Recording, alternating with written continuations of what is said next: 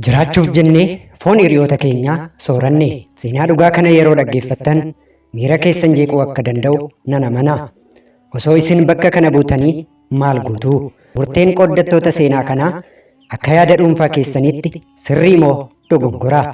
Akkam jirtu dhaggeeffattoota keenya kan hordofaa jirtan chaanaalii Mulugeetaa Oofishaalii kanneen YouTube chaanaalii kanaaf haaraa taatanii fi yeroo hundumaa seenaawwan akka kanaa hordofuu barbaaddan chaanaalii kana Subscribe, video kanas like gochuu hin dagatinaa.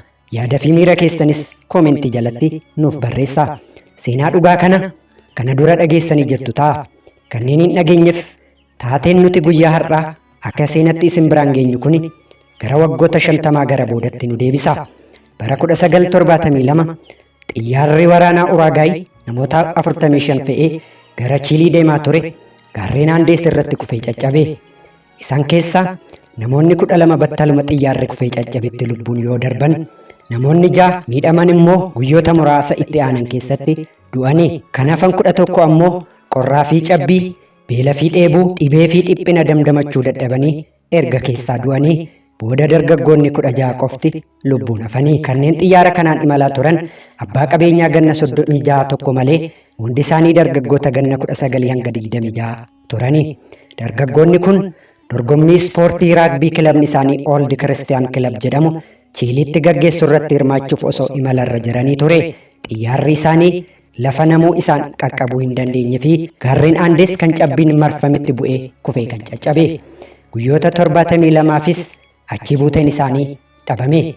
Gaarreen Andees ol ka'iinsa guddaa fi lafa cabbiin marfame waan ta'eef nama namaaf birmatu argachuun yaa hafuuti waan lubbuu qabu ijaan arguun abjuudha. Roberto Kaanesaa namni jedhamu balaa xiyyaaraa kanarraa guyyoota 72 booda argamanii kanneen baraaraman keessaa nama tokkodha. Balaan xiyyaaraa sun akkamitti akka mudatee fi taateen mata duree seenaa kanaa ta'e kun akkamitti akka raawwate haala kanaan dubbata.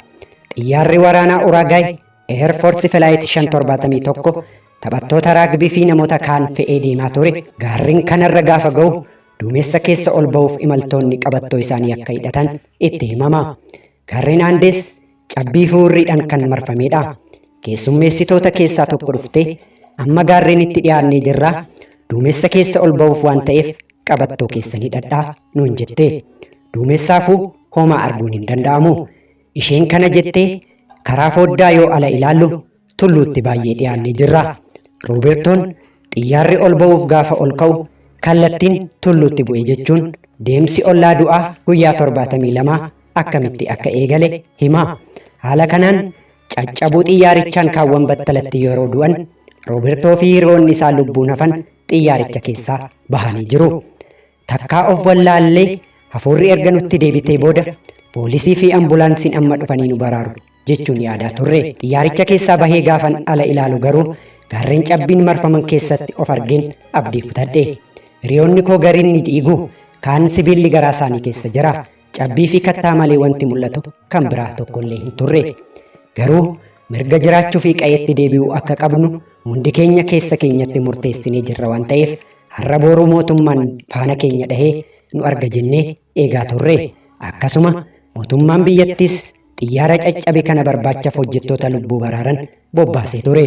Garuu haalli teessuma bakka isaan itti kufanii rakkisaa ta'uurraa kan ka'e isaan argachuu hin dandeenye.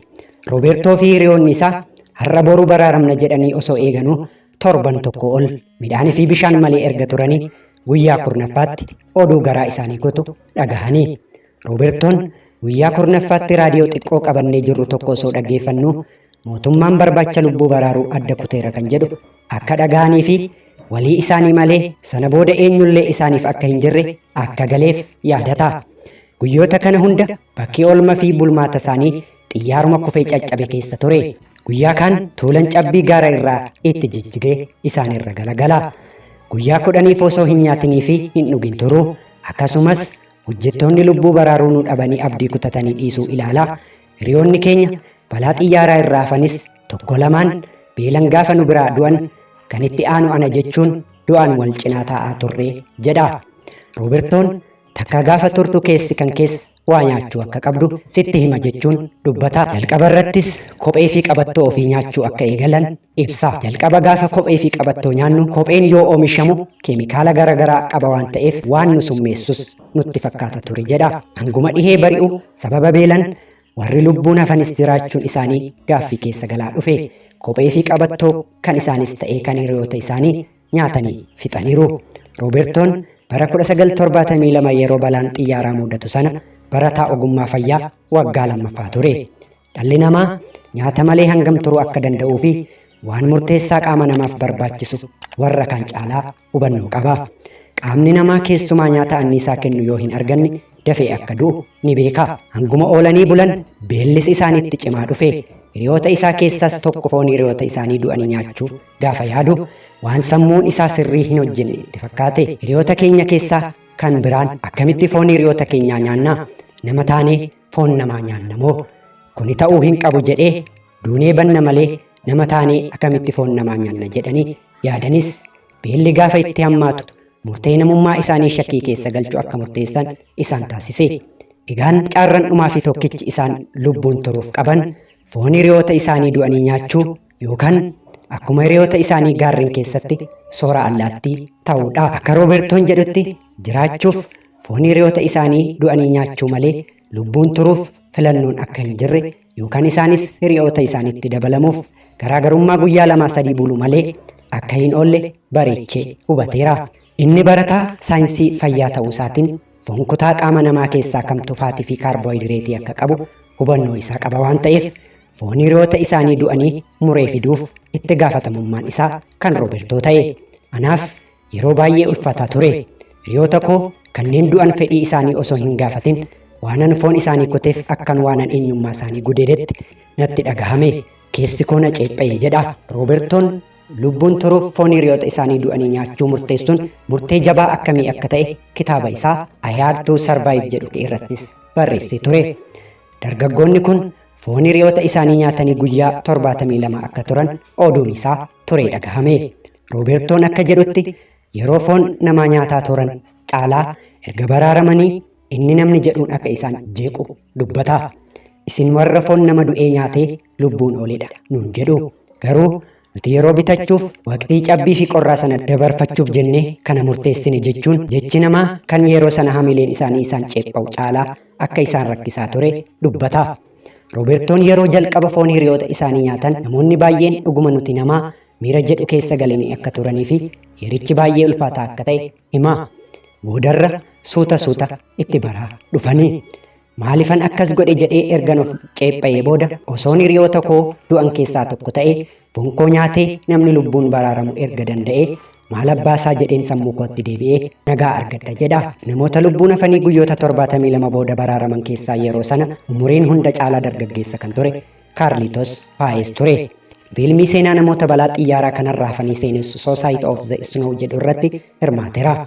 Namoonni hedduun fiilmicha ilaalan garaa maaliitiin foon namaa nyaatan kan jedhuu fi hayyama nama du'ee osoo hin argatin akkamitti qaama isaanii muran kan jedhan ni jiru. Kaarlitos garuu yaada namoonni fiilmicha ilaalanii kennaniin baay'ee hin raafamu. Yeroon konferensii garaagaraa irratti haasaa taasisu osoo isin ta'ee maal gootu? Namni murtee nuti fudhanne kana hin fudhanne jira. Yoo jiraate harka haa baasu jedheen gaafadha. Kan harka baasu hin jiru jedha. Egaan achiin boodas teenyee hundi keenya du'a eeggachuurra jedhanii tarii lafa namni nu arguu danda'utti yoo baane jedhanii namoota 16 keessaa namoonni 2 ofitti murteessanii ka'uun deemsa eegalanii.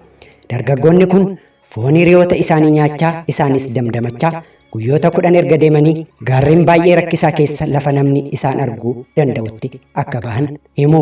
Deemsa dadhabsiisaa guyyaa 10 booda daangaa Chiilitti ce'anii lafa namni jiraatu qaqqabanii.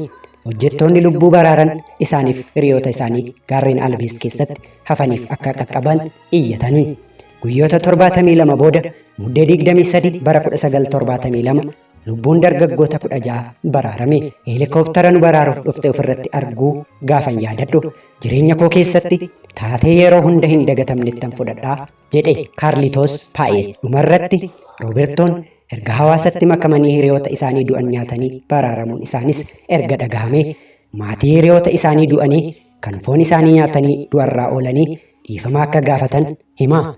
Egaan kabajamtoota hordoftoota chaanaalii Mulugeetaa Ofishaal seenaan dhugaa nuti guyyaa har'aaf jenne kanuma. Kanneen YouTube chaanaalii kanaaf haaraa taatanii fi yeroo hundumaa seenaawwan garaagaraa hordofuu barbaaddan chaanaalii kana sabiskiraayib gochuu hin dagatinaa isiniin jenna. Xumureen jira. Nagaa hin dhabinaa. Bakka jirtanitti nageenyi isin waliin haa ta'u.